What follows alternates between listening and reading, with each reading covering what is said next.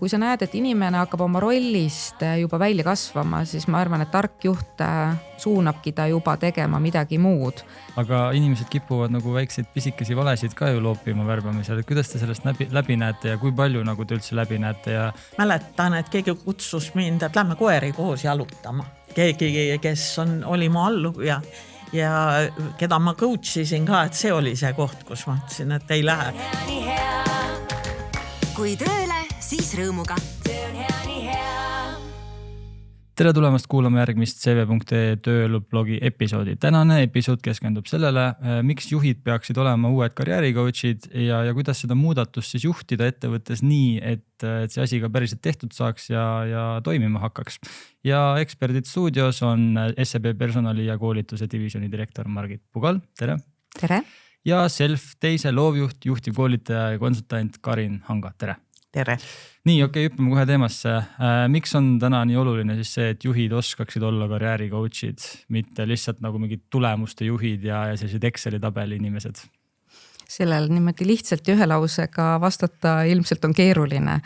Aga kui me mõtleme selle peale, et mida inimesed ootavad täna organisatsioonidelt, siis nad ootavad tõenäoliselt seda, et nad saavad areneda koos selle organisatsiooniga, et organisatsioon investeeriks nendesse, nemad arenevad, täidavad uusi väljakutseid, nende väärtus tööjõuturul kasvab ja tegelikult ju läbi selle nad täidavad paremini eesmärke, toetavad ettevõtte kasvu. Mitte lühidalt öeldes. Väga lihtsalt ja primitiivselt öeldes lihtsamad tööd teeb ära AI koos igasuguste masinatega ja inimesi on vaja ikkagi vastutustundlikena ja pühendunutena ja uuringud ütlevad seda, et kui inimene tunneb, et teda kuulatakse ja tema arengut vastu tuntakse huvi, siis ta teeb paremaid tulemusi ja noorem põlvkond eriti. Et selle kohta on päris palju uuringuid, et noorem põlvkond on pühendunud võib-olla mitte niivõrd konkreetsele SEB-le või ettevõttele, vaid omaenda oskustele või võimalusele neid kasutada ja arendada. Okei, aga nagu mis vahe on mentoril, coachil, nagu kõik need sõnad on ju nii sarnased, tähendavad nii sarnaseid asju, aga mis just see coachiv stiil tähendab? Coachiv stiil, kui me nüüd võtame uuesti tagasi, et mis on mentori ja coachi vahe, siis mentor on keegi selline, kes annab ka mõnes mõttes nõu, et ta coach on, puhtalt coach baseerub ikkagi küsimuste küsimisele ja sellele, et inimene enda seest leiab vastused üles. Teatud arenguetappides, eriti ettevõtetes on mentorite kasutamine levinud, meil SEBs on täitsa palju neid kohe ja mentorid annavad seal koha peal natukene ka nõu juurde, kus inimene jookseb kinni. Et sa võid küsida ta käest 7 korda mingit küsimust, aga kui ta ei oska seda edasi lahendada või ta ei tea, kelle poole pöörduda või kuidas selles konkreetses ettevõttes või kultuuris neid asju lahendatakse, siis ta jääbki kinni, ta edasi liikuda ei saa. Aga miks see kasulik on see mentorlus ja coachiv juhtimisstiil, siis kasulik on ta sellepärast, et inimesed õpivad ise mõtlema. Küsides küsimusi, nad mõtlevad kaasa, nad tulevad ettepanekutega ja see arendab inimest edasi. Kui me kasutame sellist autoritaarset juhtimisstiili, kus me ütleme inimestele väga täpselt ette, et tee seda, tee toda ja nii edasi, siis nad ei võta vastutust, sellepärast et see ei ole nende otsus ja teistpidi nende motivatsioon on madalam ja nende kreatiivsus langeb. Ehk et tulemused ära tuua pikaajaliselt on coachiva juhtimisstiili kasutamine äärmiselt kasulik. Aga ma tahan siia öelda juurde disclaimeri, et juhid ei kasuta ainult coachivat juhtimisstiili. See sõltub ikka hästi olukorrast, kui on kriisiolukord, siis me ei hakka arutama, eks ju, ja coachima, et mida me nüüd teeme selles kriisisituatsioonis, siis on vaja rakendada teist juhtimisstiili. Et erinevad juhtimisstiilid peavad olema juhtidel, kuidas öelda, taskust võtta, aga valdavalt siis SEBs me oleme kokku leppinud, et me kasutame coachivat juhtimisstiili. Jah, omalt poolt ma ehk lisan nii palju, et mentor on selline coach ikkagi aitab inimesel areneda, kuidagi treenib teda mõtlema ja tegutsema teistmoodi. Mentor on niisugune natukene üldisem arengut toetav tegelane, kes vaatab inimest tervikuna, ta on eeskuju, ta on mingis mõttes advokaat, see, kes vajadusel seisab oma mentii eest ja nimetab teda, kus on vaja, ta vahendab vahel ja annab informatsiooni, mida coach ei tee, ühesõnaga ta on niisugune eeskuju ja toetuse ja vahendamise inimene üldisemas tähenduses. Ja miks teda vaja on veel, kui nagu psühholoogi pilguga öelda, on see, et inimesed eriti ärevas keskkonnas, mis tänapäeval ju on peaaegu kõik aeg, peaaegu igal pool, kipuvad jääma hätta selle metatasandilt mõtlemisega ja mõtestamisega. Ja neil on sageli palju lihtsam ja mugavam õppida lugude baasil. Ja mentor on see, kes selgelt saab jagada oma lugusid, kõikvõimalikke lugusid, mitte ainult tööalaseid, mida ta, kui neil on hea kontakt, mis on mõlema tegevuse puhul muidugi eeldus, mida ta suudab valida, siis niisugused, mis tema sellele mentiile kasulikud on. Sai segane lause, aga mentoril on rohkem tööriistu ja just see lugude rääkimine võib-olla aitab kiiremini muutuda. Okei, aga ma kujutan ette, et see on päris raske nagu sellist nagu, et kõik juhid oleksid coachivad juhid, sest esiteks ühelt poolt meil on inimesed, töötajad, kes ei tahagi võib-olla coachivat juhti, tahavadki sellist, et ma teen selle nagu käsu, täidan ära, lähen koju ja olen oma perega õnnelik, et ma käingi tööl selle jaoks, et ainult raha teenida ja nagu päriselt nagu ühiskonnas eksisteerida. Ja see nagu teine pool on ka see, et juhid ju tegelikult kõik on, et kas nad võtavad selle omaks, et kui raske on siis seda nagu asja juurutada ettevõttesse SEB näitel näiteks? Ja, see on väga hea küsimus. Alustan kuskilt peale, et seal on mitu aspekti tegelikult. Esimene aspekt on see, et meil on kokku lepitud juhtimispõhimõtted ja neid juhtimispõhimõtteid me oleme tänaseks koolitanud inimesi nende juhtimispõhimõtete järgi, ma arvan, et mingi 10 aastat. Et kui sa kogu aeg räägid, kui sa teed harjutusi, see tuleb erinevate nurkade alt välja, treenid, annad tagasisidet ja nii edasi, siis see on üks aspekt, et kõik teavad, kõik on läbinud koolitused ja seda ka harjutanud, mitte lihtsalt nagu koolitused läbinud. Teine asi on see, et mis on toetanud väga hästi just SEB näitel seda coachivat juhtimisstiili. Me oleme tänaseks mentoreid ja mentorprogramme teinud alates 2016. aastast.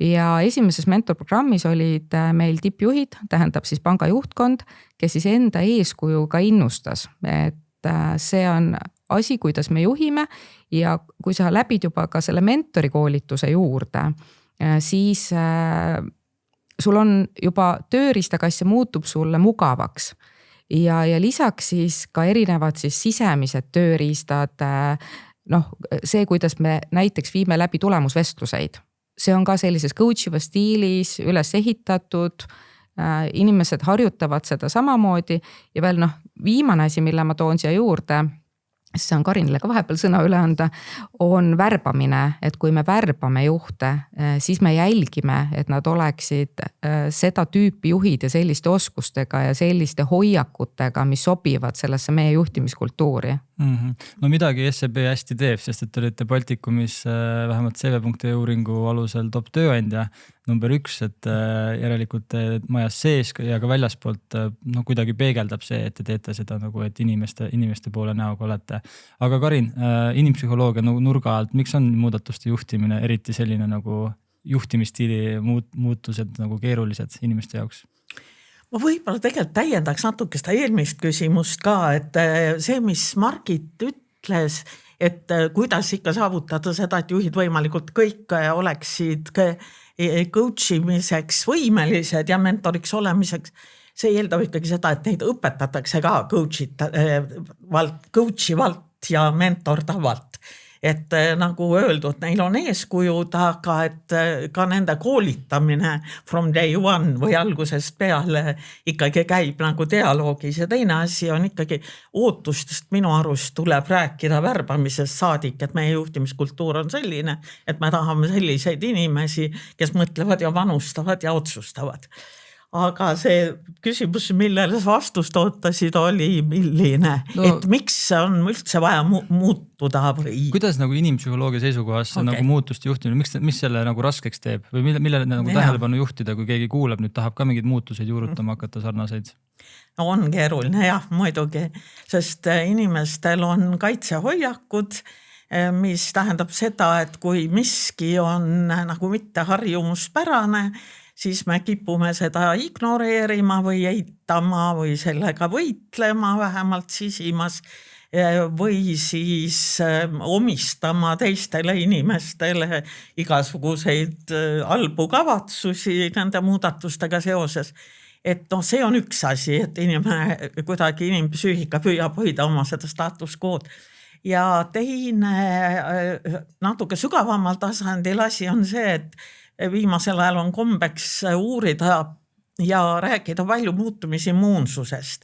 Ehk et see tähendab seda, et mõnel inimesel mõne muudatusega kaasaminemine läheb väga lihtsalt, aga on asju, mida inimene võib tükk aega teada, aga ei saa nagu muudetud. Juhtide puhul sageli delegeerimine või et ikka ei usalda küllalt või kardan ise üle jääda või mis seal taga on. Et siis, kui ikkagi teab ja ei saa muutuda, siis on seal ilmselt tegemist mingite varjatud kasudega, mida inimene vanamoodi käitumisest saab.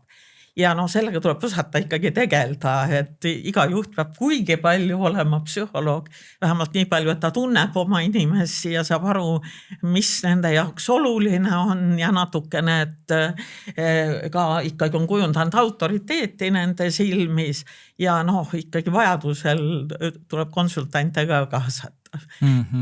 Aga Margit, nagu sa ütlesid, et värbamisel teete ka juba seda nagu õigeid otsuseid on, aga inimesed kipuvad nagu väikseid pisikesi valesid ka ju loopima värbamisel. Kuidas te sellest läbi näete ja kui palju nagu te üldse läbi näete ja kui palju see majas sees probleeme tekitab, et vale värbamisotsus sai tehtud, et kas te siis nagu harite ja koolitate seda inimest või te nagu vaatate, et okei, ta ikka päris ei sobi siia tiimi?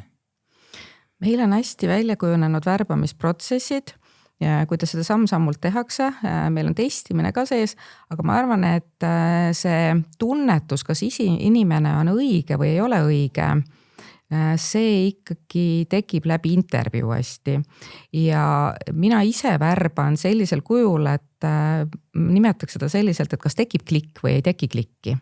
Et see on selline, ma arvan, et seal on mingid alateadlikud protsessid, ilmselt Karin oskab seda paremini seletada, mida sa võib-olla alati sõnadesse ei oska panna, aga sa tunned ära, et see on õige inimene, see on meie inimene. Ja kui me veel teisest küljest vaatame, siis meil väljast juhte värvatakse üsna vähe, ehk me kasvatame oma juhte majasiseselt läbi teadlikkusele sama karjääri coachingu, karjääri planeerimise, täiendavate ülesannete andmise. Meil on väga häid näiteid, kus sisuliselt inimene võib-olla tuli suvetelleriks ja täna on juhatuse liige. Et me tunneme oma inimesi, me testime neid erinevates olukordades, me teame, kuidas nad käituvad, millised omadused neil on ja nad kasvavad meil maja sees sinna juhi positsiooni välja. Okei, väga huvitav. Karin, kas sa tahad selle nagu, see Margit põhimõtteliselt ütles, et siis, et kuna nad elavad ja hingavad seda nagu coachingu stiili, et siis nad nagu kuidagi klikivad ära, aga mis see nagu see tagamaa seal on või see psühholoogiline aspekt? Et kas see päriselt on see klikk või kõhutunne? Värbamisel ikkagi hästi eelise saavad need, kes on ise coachivad juhid ja nad oskavad seda intervjuud ikkagi teha nii, et seal sirge näoga mingisugust jama ajada on küllaltki keeruline.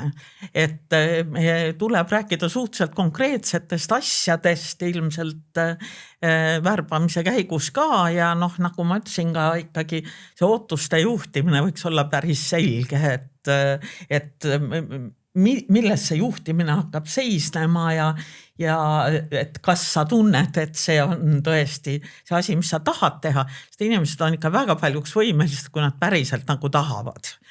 Ja esmamulje on ka oluline nagu see tutvumine selle rolliga ikkagi aitab palju. Ja alateadvus on olemas paraku jah, et me võtame ju väga-väga palju rohkem signaale vastu, mingi 98% võtame alateadlikult, nii et ma ei taha nüüd öelda, et usaldage kõhutunnet ainult, aga eks ta niimoodi on ikkagi, et kui on mitu intervjueerijat või kohtutakse korduvalt kandidaadiga ja räägitakse temast, siis tehakse õigem otsus, kui usaldatakse seda tunnet ka. Aga ikka läheb valesti ja katseaeg on ka ju olemas, et tegelikult see on prooviperiood mõlemale. Ma võib-olla lisaksin siia veel juurde, et kui me rääkisin enne nendest mentorprogrammidest, mis alates 2016 meil juba on, ma arvan, et tänaseks on enamus juhte, kes meil on läbinud selle programmi kas mentorina või menteena. Ja mentee programmi, siis, kes on siis nii-öelda selline coach itav või keda siis toetatakse, me võtame sinna mentee programmi ka inimesi, kellel on juhi potentsiaal, keda me näeme, et järgmise sammuna ta võiks selle juhtimise sammu teha, ehk et me hakkame teda juba, kuidas öelda, natuke küpsetama selles coachivas juhtimisstiilis ja teine asi muidugi on see eeskujude pool, et kui juht ees on coachiv ja juhib sind läbi üks-ühele vestluste ja teeb seda hästi, siis sa omandad selle ise ka ja hakkad samamoodi ise järgi tegema, et eks ta on selline, nii see kultuur kasvab. Ja ennast kommenteeriv mudel on üks paremaid viise väärtuste kasvatamiseks, et kui vähe sellest, et sa käitud temaga niisugusel coachival ja kuulaval moel, aga kui sa seda kuidagi kommenteerid ka, siis väga tõenäoliselt ikkagi nakkab.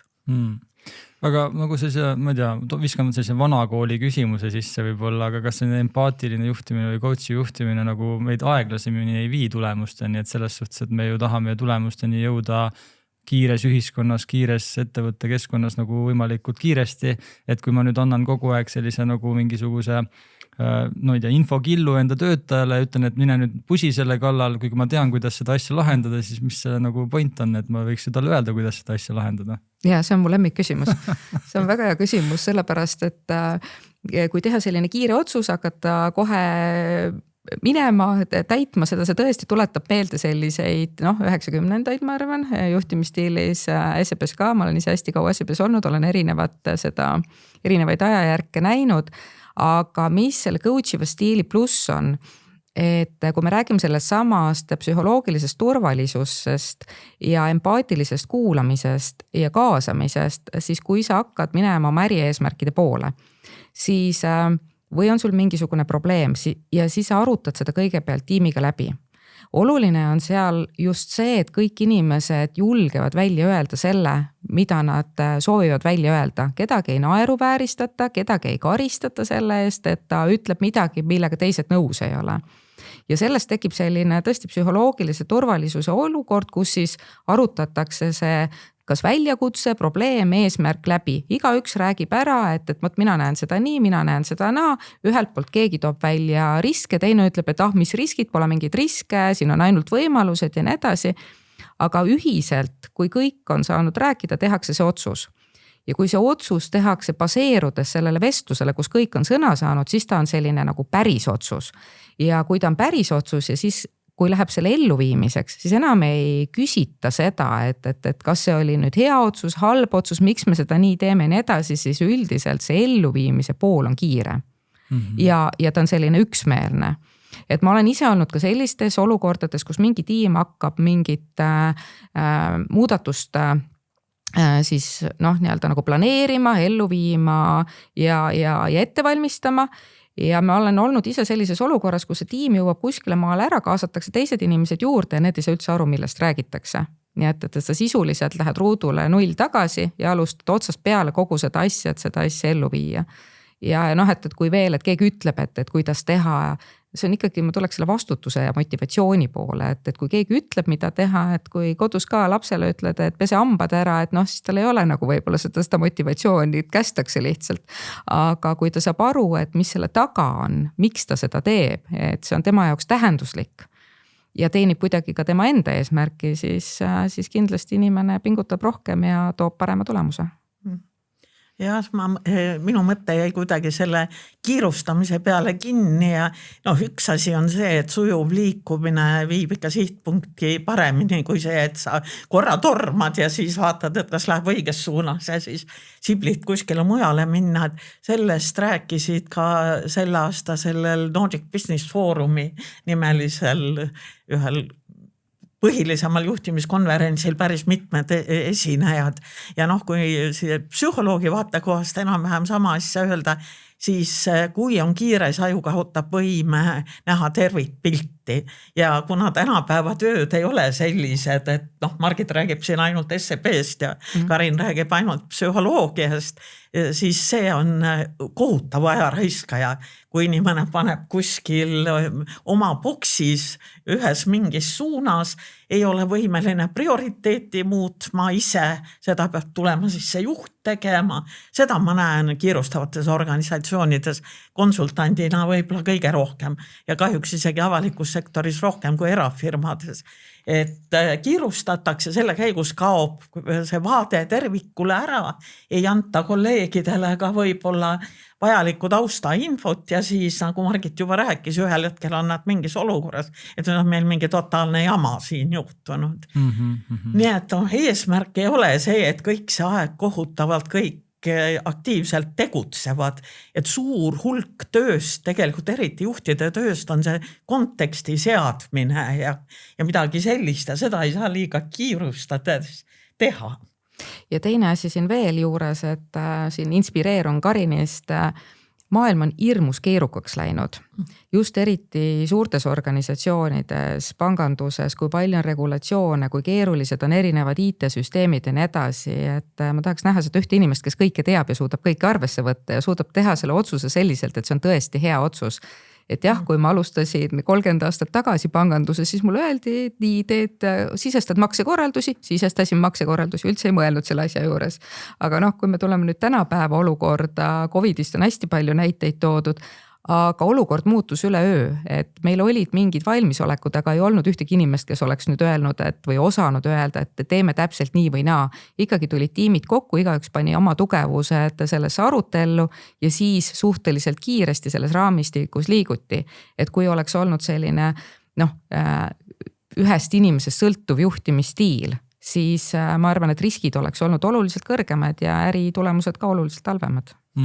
Ja kui ma konsultandi positsioonilt veel midagi tahan lisada, siis on see üks sõna, see on see koosloome, et see on sõna, mida me peaaegu kõige sagedamini näeme nüüd pakkumiskutsetes, et klient kirjutab, et aidake meie inimestel saavutada suuremat koosloomet, et kõik on tippspetsialistid, aga heade lahenduste jaoks oleks vaja neid panna nagu rohkem omavahel rääkima ja neid uusi loomingulisi võimalusi leidma. No minu kogemus näitab, et liigne kaasamine tekitab halvatust ja liiga autoritaatne või liiga käskiv juhtimine ka tegelikult tekitab halvatust, aga kus see nagu tasakaal on, et kuidas nagu seda süsteemi siis kujundada nii, et see ei oleks tasakaalust väljas? Üks asi, vabanda Margit, mille peale ma just eile pidin tähelepanu juhtima, on see, et kui kaasamine on selline, et tehakse nägu, et on kaasamine, et neid tulemusi ei kasutata või et töötajad ei tunne neid tulemusi ära.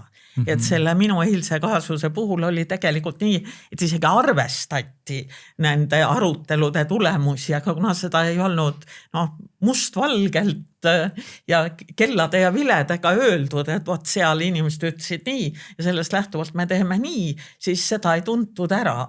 Nii et kaasamiseks nimetatakse isegi seda vahel, et pannakse kuskil, ma ei tea, Facebooki gruppi midagi üles või siis inimesed saavad kokku ja tekitavad mingeid sõnapilvi või kirjutavad A1 pabereid täis, et see kasutamine ja selge selle tee nagu kirjeldamine on kindlasti olulised. Et ma isiklikult arvan, et liiga palju kaasamist, no võib-olla jah, et kui jäädakse nämmutama kellegi ümber, kes tegelikult juba on pardalt maha kukkumas, et kuskile tuleb see piir panna. Et psühholoogiline turvalisus ei tähenda ka seda, et me nüüd kõige selle kambaga igal juhul peame edasi minema. Aga reeglina ma nagu liigset kaasamist näen väga harva. Aga Margit, ma kujutan ette, et mingisugused struktuurid peavad paigas olema SEB-s, on, et sul mingid kuupäevad näiteks on paigas, on ja mingid kindlad süsteemid, kuidas asju lahendatakse, on nii, jah? Ikka, et kui on mingid projektid, ikkagi on aeg kokku lepitud, et mis ajaks tuleb see ära teha. Ja nagu Karin ütleski, et kui on vaja, siis kuskile tõmmatakse see piir, et me oleme nüüd aruteludes olnud liiga kaua. Ja sellises suuremas organisatsioonis on ka see, et võib juhtuda, et kuskil võib-olla allpool tasemel, kus on rohkem spetsialisti tasemel, siis inimesed jäävadki selle arutellu, tahavad üksteise vastu kenad olla, aga kui see tähtaeg tuleb ikkagi vastu, siis on selleks eskaleerimismehhanismid, et siis ta tuleb tõsta järgmisele tasemele, et kui tiim ise ei suuda seda otsust vastu võtta, või siis on juht, kes ütleb, et nii, me oleme kõik ära kuulanud, ma olen selle läbi mõelnud, tõesti, ma olen kõiki kuulda võtnud ja ma põhjendan ära, et ma teen selle otsuse nii ja siis me läheme siit edasi, et me ei saa seda üht või teist asja siin antud juhul praegu arvesse võtta, et see ei ole kuidagi personaalne või inimese vastu, aga näiteks, et ma ei saa sellele konkreetsele asjaolule näiteks jah öelda, et see ei ole see ja mul on mingisugune põhjendus selleks. Aga kuidas sa need probleemid lahendad näiteks, et sa oled hästi palju inimesi kaasanud, eks ole, juht võtab selle nagu sisendi vastu, sest et on hea coachiv juht olnud, eks ole, kas ta nagu võtab õige või vale otsuse vastu, seda ju hindavad lõpuks tema töötajad, on ju, altpoolt mõni pettub, mõni on õnnelik, et tema mõtted läksid rohkem käiku kui kellegi teise mõtted. Kuidas sa nende pettunud inimestega siis edasi tegeled coachina? Ma ei saa öelda, et mul neid pettunud inimesi nagu väga palju oleks olnud kogemuste järgi. Ma arvan, et see, mida inimene otsib, on see, et ta päriselt ära kuulatakse. Et sa kuulata ära, sa lähed päriselt sinna kaevad, kuni sa saad siis kätte selle peamise mure. Tavaliselt see, mida inimesed võib-olla esmajoones väljendavad, ei ole nende päris mure selle asja juures. Seal on midagi sügavamat tavaliselt, et sinnani tuleb jõuda ja on loomulikult asju, mida sa teed sellises suures organisatsioonis, sellepärast, et nii neid asju tehakse. Ja kõigiga alati nõus ei saa olla ja nii nagu ütles ka Karin, et psühholoogiline turvalisus ei tähenda seda, et me oleme lihtsalt hästi kenad üksteise vastu, vaid me ütleme ka asju välja nii nagu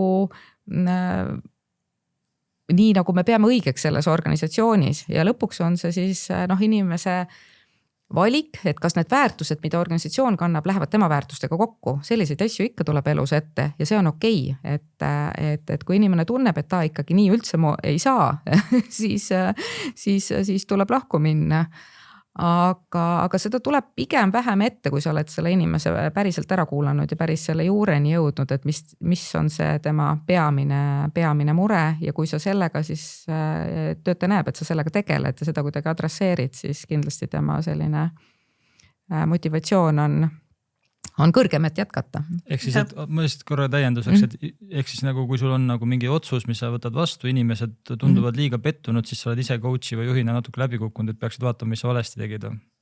Endasse peab alati vaatama, et ma alati pärast mingisuguseid vestluseid alati ikkagi endaga reflekteerin ka.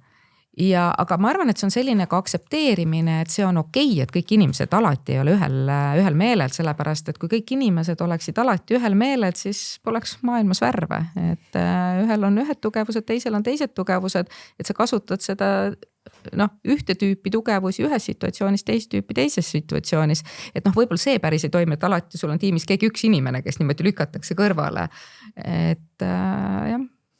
Ja, ikka on võimalus ju ka, et ongi vale otsus. Et võib-olla sellel ka vastuvõtmise hetkel ei olegi vale, aga midagi juhtub keskkonnas ja minu kui muudatuste konsultandi ikkagi arusaam on ka see, et inimestele tuleks anda see turvatunne, et me proovime täiega. Sest tegelikult otsuseid sageli tehakse kuskil päris kaugel meist. Kuskil korporatsiooni juhtkonnas, ma ei tea, Šveitsis või Toompeal. Ja me siis on võimalus, et hakkame vaikselt saboteerima, mis on kindlasti inimesi psühholoogiliselt väga kahjustav võimalus, et nad teevad nagu vihuti ja nii-öelda poole jõuga, et see minu ideoloogia on see, et ikkagi üks hea organisatsioon, kus inimesed omavahel ausalt suhtlevad, ütleb, et jah, proovime täiega. Ja kui me ei tule niimoodi välja ja on ilmselge, et vaeva on rohkem ja ikka mingid tulemusühikud peaksid muidugi ka olema, et ei ole ainult alluvate rahulolu, eks ole, mis määrab.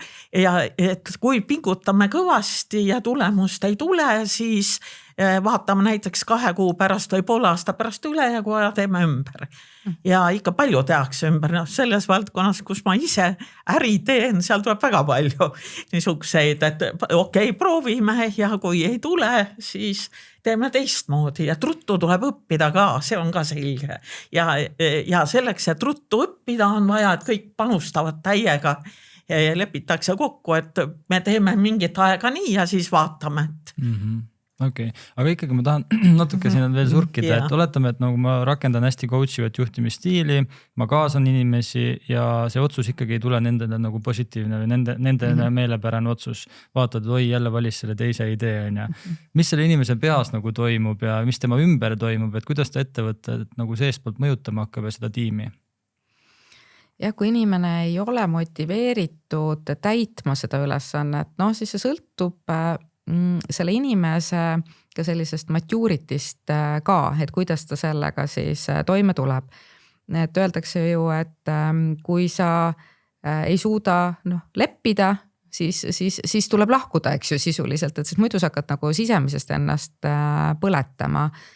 Kui sa oled jätkuvalt pidevalt sellises situatsioonis,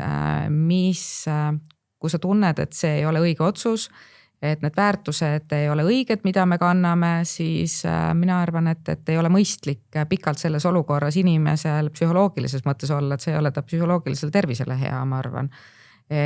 Ja see on ka okei, et kõik inimesed ei töötagi täpselt samasugustel põhimõtetel ja teinekord see võib olla ka nii, et see võib olla selline, ka tiimivahetus võib aidata, et seal võib olla ka mingisugune omavaheline töötajate omavaheline keemia või juhi ja töötaja omavaheline keemia, mis lõpuni ei tööta hästi. Üks asi, millest palju oleneb, on selle vastu töötaja sotsiomeetriline staatus või kui inimese keeles öeldakse, et kui palju tal autoriteeti on kaaslaste silmis. Ja minu kogemus on jällegi see, et vahel kui see on väga autoriteetne, ma ei tea, tal on veel, võib-olla ta on seal mingi 39 aastat töötanud ja tal on kõige rohkem oskusteavet ka käes, siis hakkavad juhid kole palju vaeva nägema, et selle vastu töötajad kuidagi ümber veenda. Aga et see, mis on selles olukorras ikkagi mõistlik teha, on muidugi talle öelda, et ta on väga teretulnud kaasa tulema ja et ta on nii hea spetsialist, et ta kindlasti saab aru, kas on õige asi või ei ole, et teha teistega ikkagi tulemust juba. Et teiste head tulemused võivad teda veenda rohkem kui see, et temaga lõpmatuseni räägitakse. Ja teine asi muidugi on see on natuke nagu trikimoodi, aga minu kogemus on, et sellistes väga üldistes asjades, kus ka võib-olla need väga autoriteetsed ja väga kogenud saavadki palju kahju, kui tehakse uus otsus, ikkagi võib püüda teiste autoriteeti tõsta. Kas või selle kaudu, et sa annad neile rohkem infot. Mida ma mõtlen on see, et teha siis töögrupp nendest, kes on valmis selles uues suunas liikuma ja selgelt nemad on rohkem käsi pulsil, nad saavad rohkem informatsiooni, nende autoriteet teiste silmis tõuseb, nad saavad kuskil nõupidamistel sõna võtta ja see võib ka seda dünaamikat muuta. Okei, ehk siis sellised võimalikud kangid on olemas ettevõttel, mida teha, eks ole, aga oletame nüüd, et siis juhina, coachiva juhina saad aru, et see inimene võiks karjääri nagu pöörata või mis iganes, eks. Et kuidas sa selle nagu ette võtad või teemaks võtad, kuidas sa nagu oled karjääri coach selle inimese jaoks, siis sa näed, et talle nagu võib-olla oleks parem midagi muud? Meil on tulemusvestluse protsessis selline plokk sees tegelikult, et ja me teeme regulaarselt tulemusvestlusi 2 korda aastas, tulemus- ja arenguvestluseid ja need plokid, mis seal on, kõigepealt on loomulikult eesmärgid, mis on siis lepitakse kokku, tavaliselt algab see sellest, et töötaja ise paneb need eesmärgid endale ja siis juhiga koos räägitakse, et kas seal on midagi, mida oleks vaja seal siis sättida.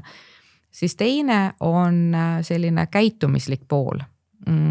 Ja see käitumislik pool võib olla juba see, et kus ütleme, et inimene kas on võib-olla passiivsem või ei ole ise seal grupidünaamikas nii aktiivne, peab rohkem võib-olla talle midagi ette ütlema, siis sa nagu neid asju arutad seal ja seal on see sama käitumislik pool, näiteks see sama koos toimimine, koostöö teistega, sa võid olla üksinda väga hea spetsialist, aga kui sa seda teistega ei jaga ja seda ei tehta mingis mõttes koos või ei tehta seda viisil, mis teisi inimesi ümber ei kahjusta, siis tuleb sellest rääkida.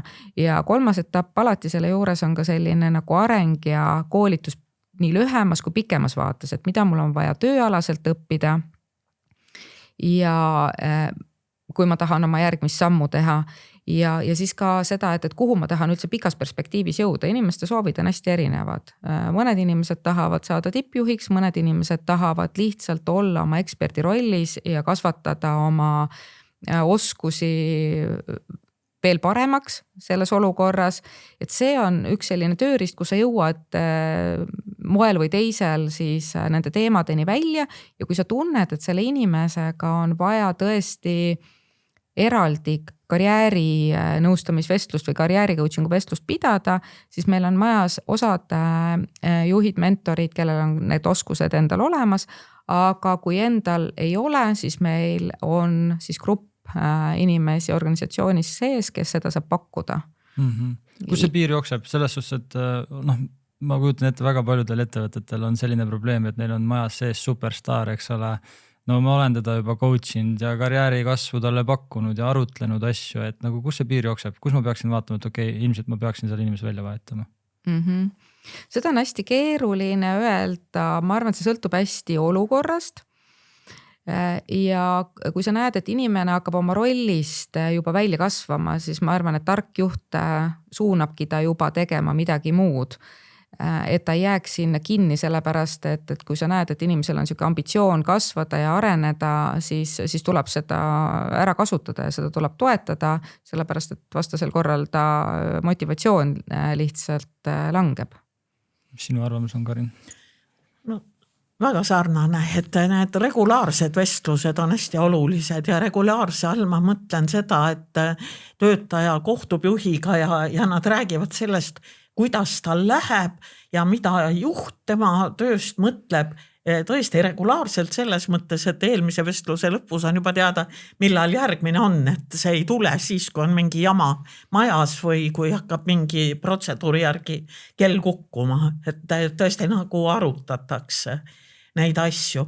Ja teine asi, mis ma mõtlen, on see, et ikkagi selline aus ja ikka tugevas kontaktis ütlemine, et mina praegu näen, et sinu edu on juba sinu arengu piduriks.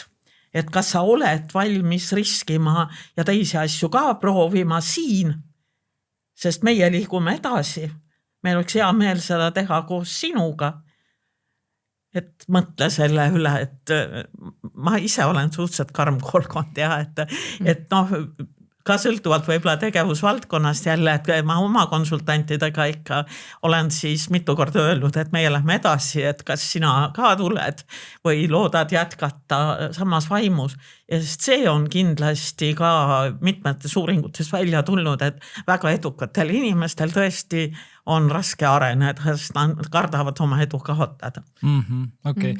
Ma loen kuidagi teie nagu jutust välja, et see karjääri coach ja see coachi juhtimine, see nagu kõlab nagu võib-olla väliselt natukene sellisele vanakooli juhile nagu roosa manna jutt nii-öelda, eks ole, aga ma loen ikkagi välja, et coachiv juhtimine saab ka olla selline konkreetne ja karmikäeline, jah, on nii või? Just nii, et see, millest me enne ka rääkisime, et see psühholoogiline turvalisus, et see ei tähenda seda, et me oleme kõik hästi kenad ja räägime üksteisele seda juttu, mis meeldib, vaid see sisaldab ka sellist konkreetset tagasisidet, et sa pead inimesele mingisugune hetk ütlema, et ma ei tea, see sinu tugevus, eks ju, et kui sa seda veel võimendab, siis see muutub sinu nõrkuseks näiteks.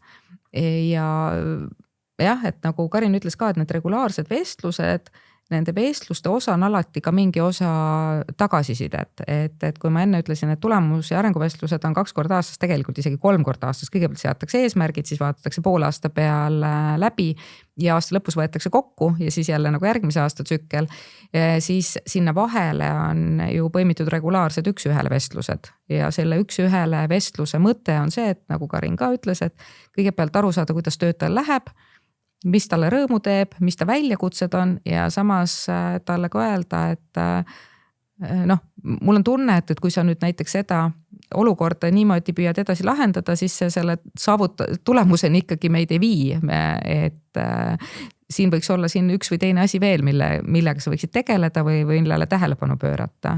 Ja kindlasti on see tagasiside kultuuris, ma seda tahaks rõhutada, et see oleks mitte ainult negatiivse või siis sellise kriitilise tagasiside kultuur, vaid tagasiside kultuur peab olema vahetu selles mõttes, et ta toetab positiivselt alati, kui on positiivne ja ta ei tohi fake olla. Et selline, et inimene tunneb, et see ei ole siiras. Amy Edmondson, kes on üks psühholoogilise turvalisuse väljamõtlejaid või ära kirjeldajaid, absoluutne klassik. Sellel aastal ju kirjutas ka ühe artikli ja on kirjutamas raamatut, et vääriti mõistmiste kohta, coachimise ja psühholoogilise turvalisuse kohta.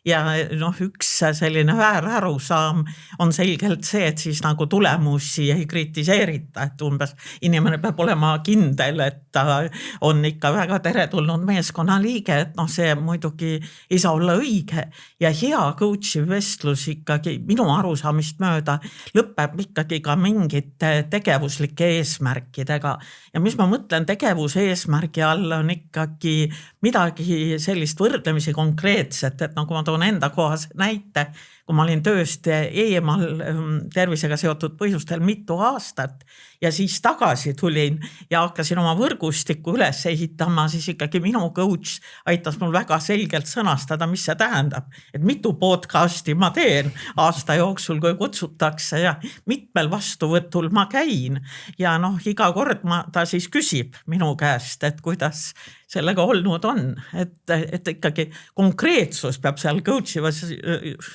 vestluses ka ju olema. Ja absoluutselt, et see, kui ma ise coachingut õppisin, siis minu meelest isegi siis meie treenerid või õpetajad siis ütlesid, et coachimine ei ole midagi mugavat. Coachimine on natukene ongi selline nagu hambaarsti juures käimine, kuhu väga minna ei taha, aga kui ei korda tehakse, siis on hea meel ja parem elu. Ehk et läbi selle coachimise me suuname inimesi ikkagi paremaid tulemusi saavutama temale endale ja seeläbi organisatsioonile. Et see pikaajaliselt seda rakendades lihtsalt need tulemused paranevad.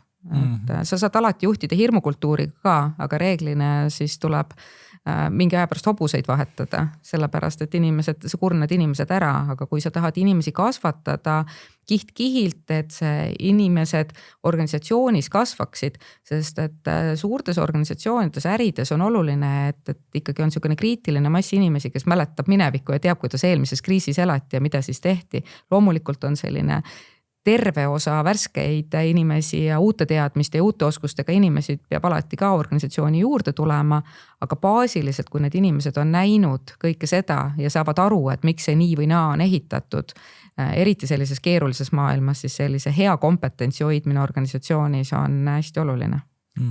Ma kuulan sind ja mõtlen, et üks asi, millest me pole rääkinud ja mis võib-olla ka ei ole nii triviaalselt arusaadav, on see, et coachiks olemine või coachivaks juhiks olemine tegelikult mõjub su enda vaimsele tervisele ka väga hästi.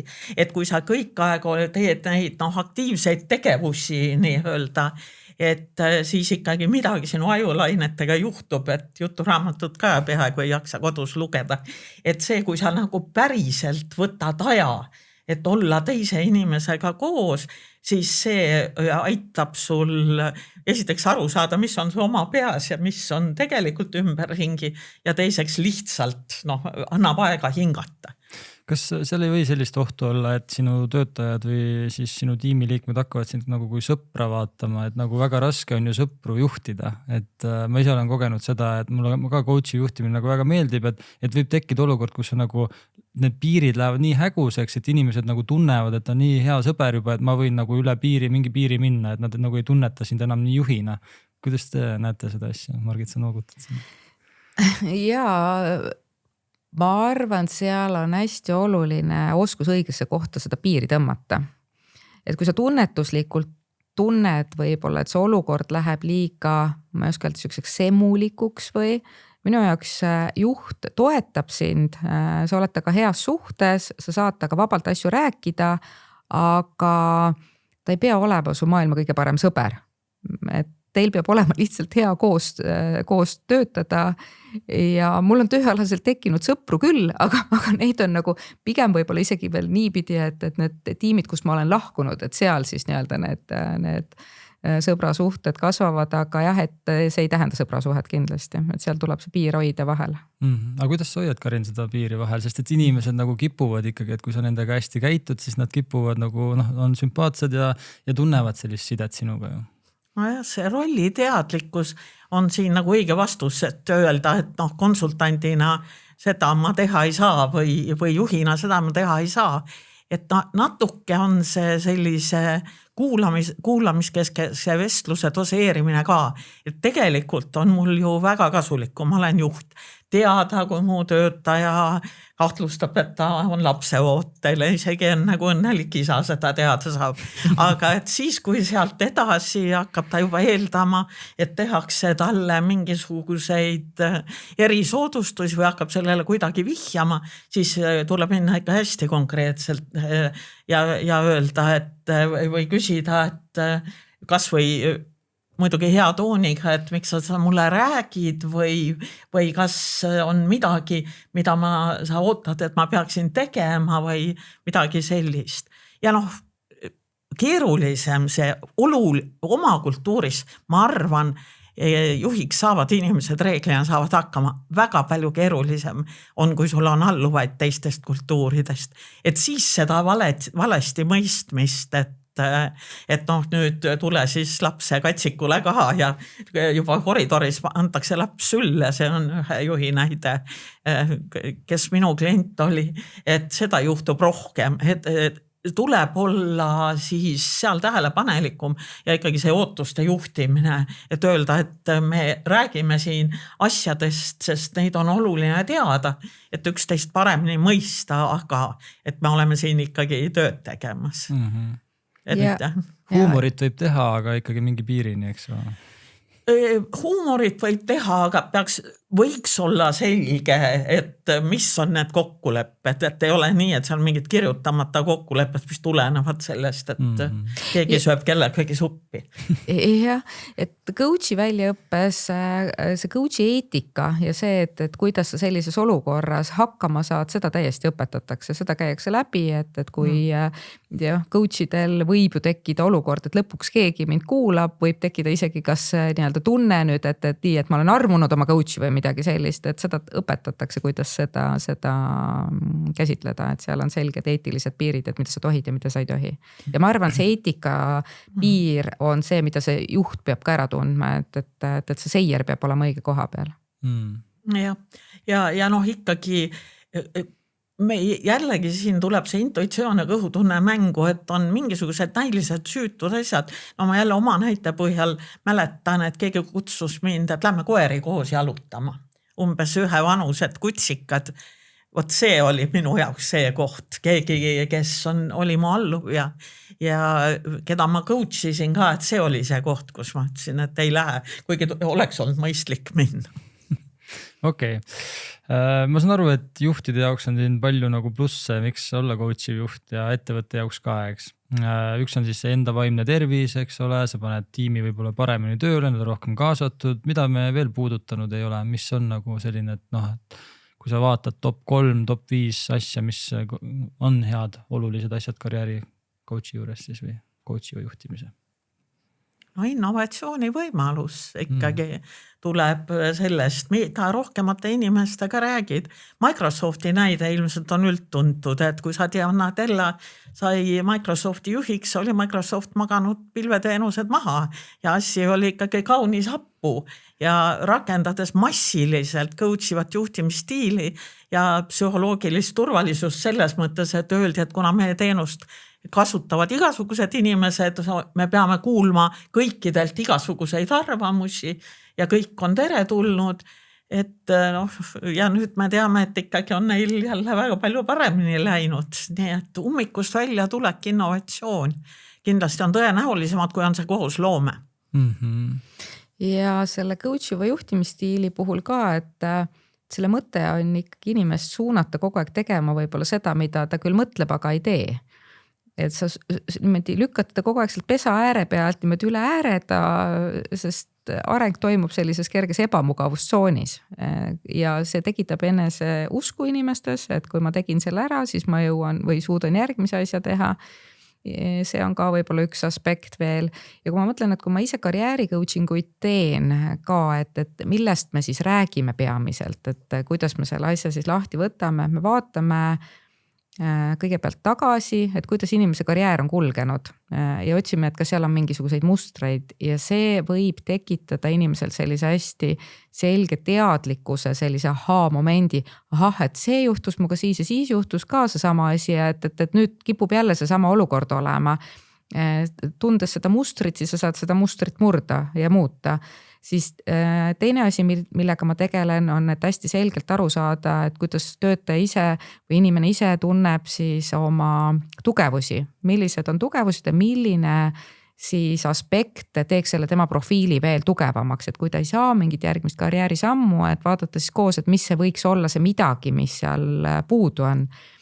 Siis vaatame tööväärtuseid, et mis on oluline sinu jaoks, et paljud inimesed, SEBs ka, kellega ma olen karjäärinõustumist teinud, ütlevad, et mis iganes, et ma tahaks seda järgmist sammu küll teha, aga SEBst ma ära minna ei taha. Siis ongi see, et midagi, mis on selles väärtuses, mis nii hästi sobib, et see on ka oluline teadmine, et jah, ma tahan liikuda, aga võib-olla ma hoian oma kohast kinni sellepärast, et mulle SEB või organisatsioon nii kangesti meeldib.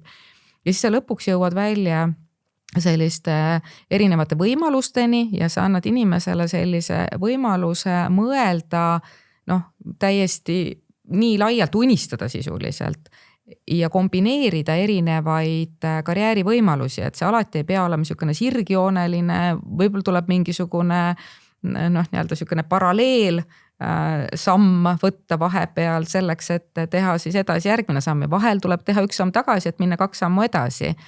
Et inimestel see teadlikkus selles protsessis kasvab ja kui see teadlikkus kasvab, siis nad teevad enda jaoks õigemaid otsuseid, kui nad teevad õigemaid otsuseid enda jaoks, siis nad järelikult on õiged ka organisatsiooni jaoks ja ei tasu ka karta seda, et selle coachingu käigus, et sa coachid selle inimese organisatsioonist välja. Ma tahtsin just seda küsida, et kas ta seda ei karda? Ei karda, sellepärast, et kui ta seal istub paigal ja tema ise ei ole õnnelik ja kokkuvõttes, et sa pead tundma ära ka selle hetke, kus on õige hetk lasta sellel inimesel minna, sest tal on vaja seda kogeda, mida ta soovib kogeda, sest see kratsib seest kogu aeg. Ja meil on endal väga palju näiteid, kus tullakse tagasi.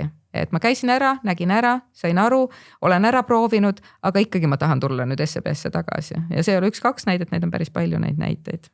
Veel Margitit kuulates ja seda teadlikkuse juttu, ma hakkasin mõtlema seda, et mõned inimesed seavad ennast nii-öelda mugavalt sisse, sildistades ennast ise ära. Mina olen introvert, minul on ATH ja teie nüüd elage sellega.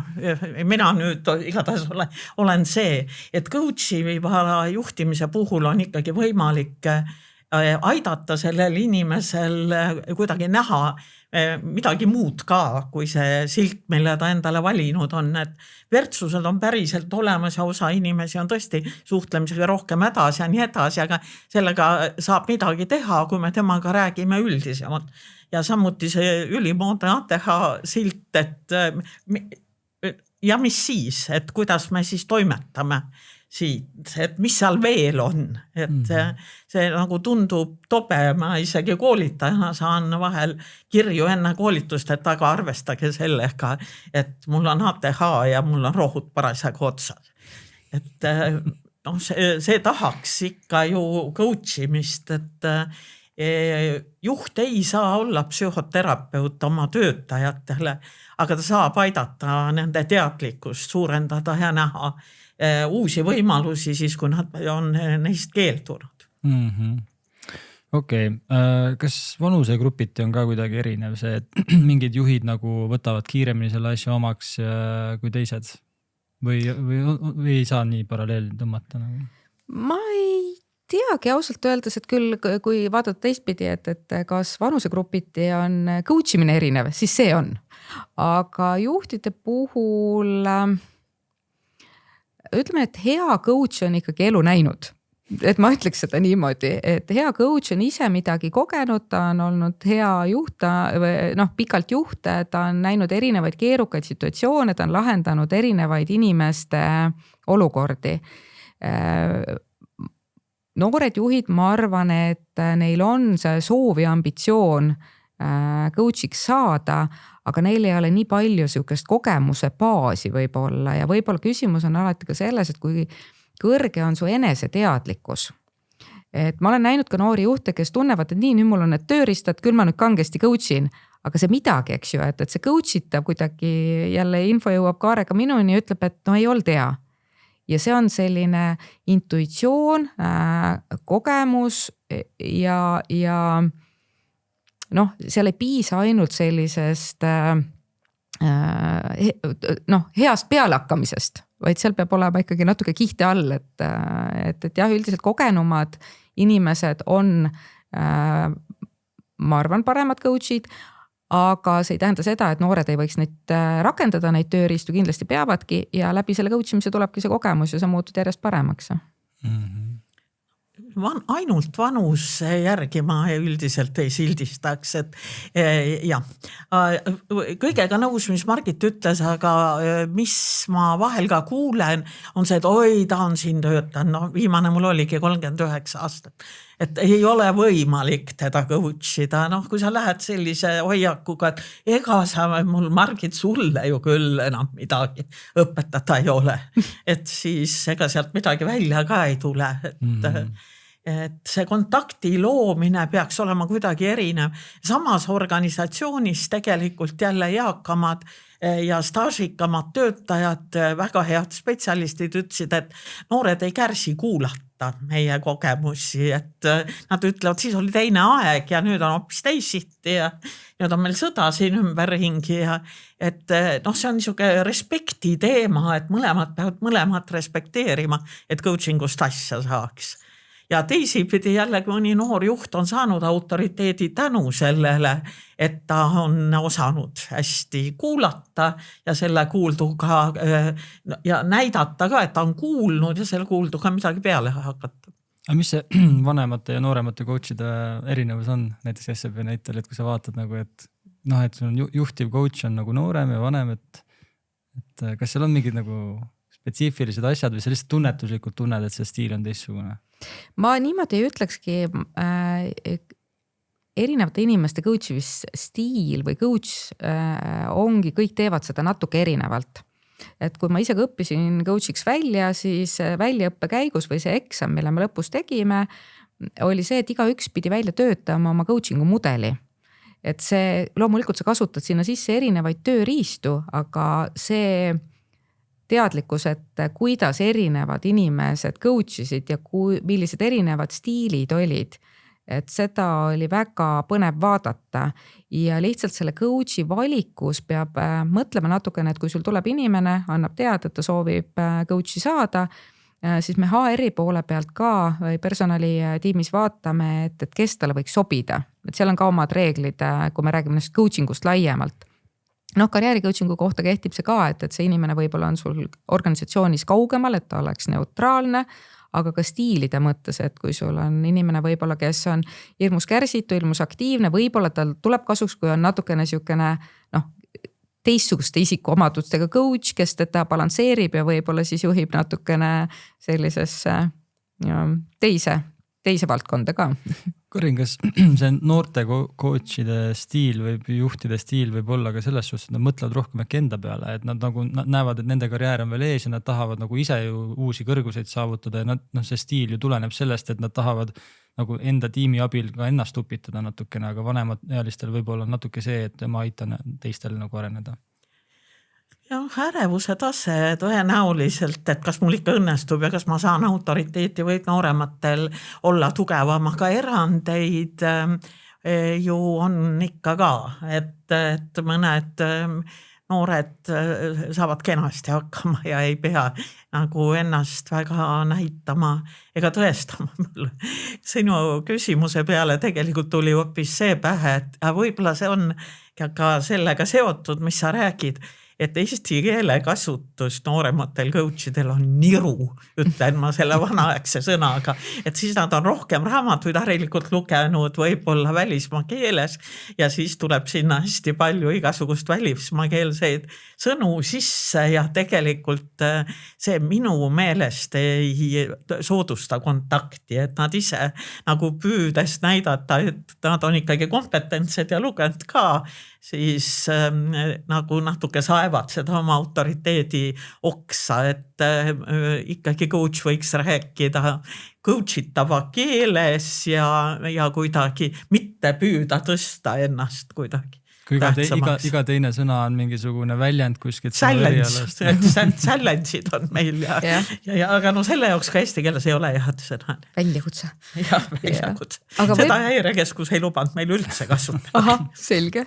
Väljakutse see võib ka olla mitmetähenduslik, aga ma võib-olla tooksin veel selle aspekti, et ma võib-olla ei tooks tõesti nagu vanuseliselt nii suurt, et kas ta on siis noor coach või vana coach, pigem kas ta kaua ta coachinguga on tegelenud, et kui sa alustad ikkagi suhteliselt vara, siis sa võid juba olla siin 35-selt väga hea coach, kui sa oled piisavalt seda teinud.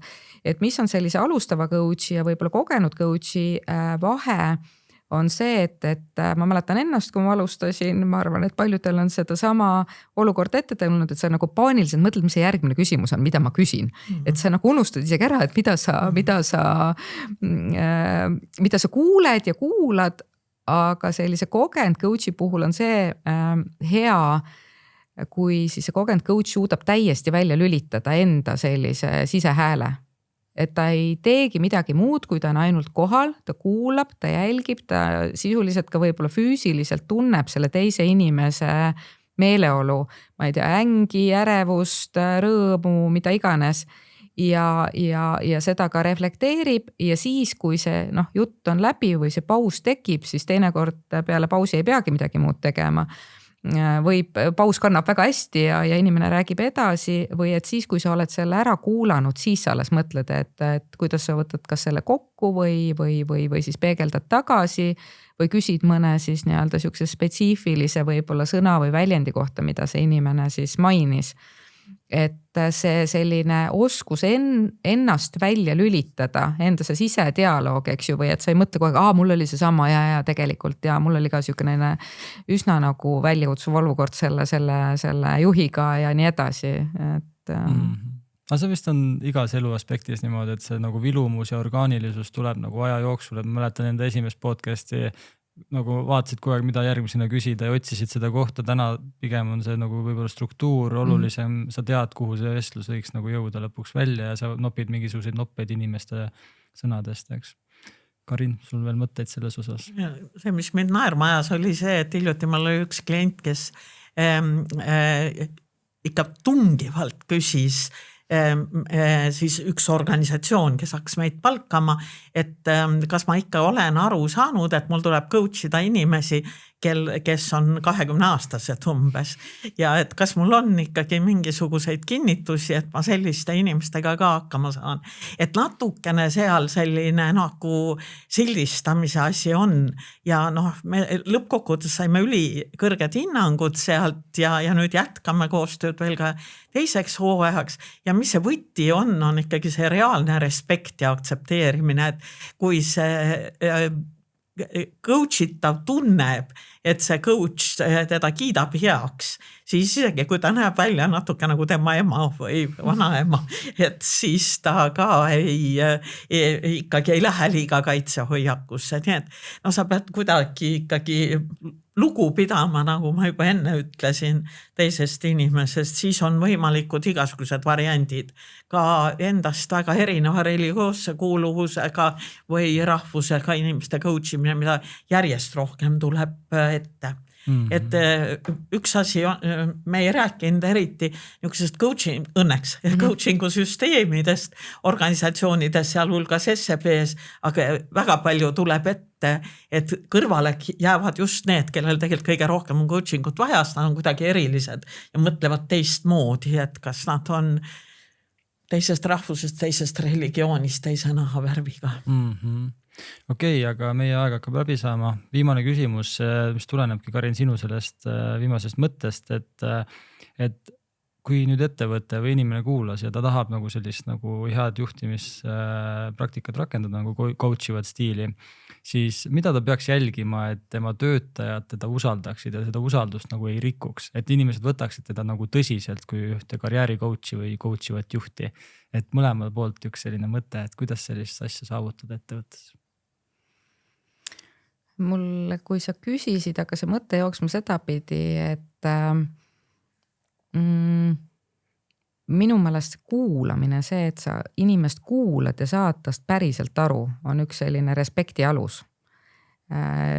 Kui sa lihtsalt lähed ja räägid kogu eetri täis ja sul oli pärast seda üks-ühele vestlustöötajaga aimugi, et mis ta tegelikult sulle tahtis öelda ja kuidas tal päriselt läheb, siis ei ole väga hästi läinud. Okay. Mõtlesin täpselt sama asja, aga ütlen siis seda natuke teisiti, et kui tahta sellist coachivat juhtimiskultuuri saavutada või ka coachina autoriteeti saavutada, see uudishimu on üks võti, et sa siiralt lähed sinna, kodutöö tuleb kõik ära teha, parem on, kui sa tead, kes sul seal vastas on ja mida temalt tööandja ootab enam-vähem, aga et kui sa lähed avatud meele ja uudishimuga ja avatuna ka selles suhtes ikkagi, et sa oled valmis nagu inimene midagi ütlema enda kohta, et siis see on alus.